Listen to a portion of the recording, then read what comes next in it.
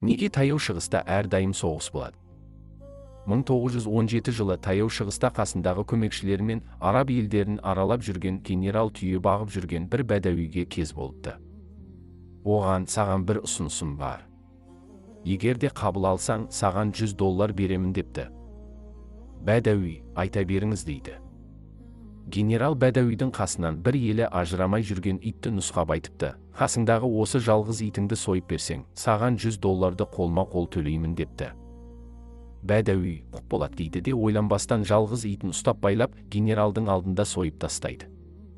Генерал, енді иттің терісін сыпырып берсең, саған қолма-қол тағы да $100 төлеймін депті. Бәдәуи еш ойланбай итінің терісін сыпырып беріпті.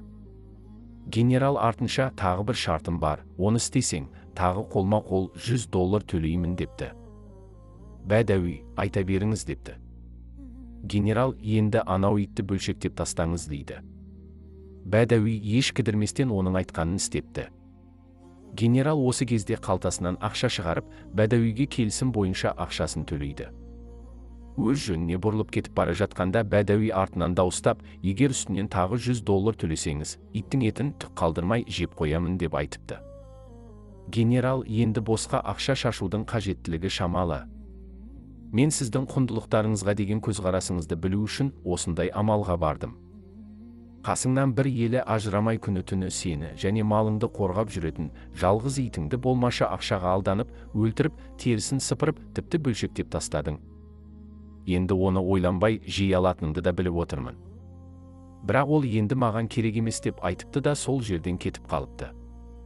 Бірақ сол жерде қасындағы көмекшілеріне сыбырлап, қай кезде және қандай елде болмасын мінезі осындай халықты көрер болсаңыз, одан қорқудың еш қажеттілігі жоқ. Себебі ақшасын төлесеңіз, оларға бәрінде істетуге болады. Олар тіпті қолындағы барлық дүниесін сатып жіберуге дайын тұрады деген екен. Генералдың айтқан сөзі бәрімізге сабақ боларлық екен. Оқы, ойлан. Орында 2 кітабынан алынды. Кітапқа тапсырыс беру үшін биодағы сілтемені басыңыз.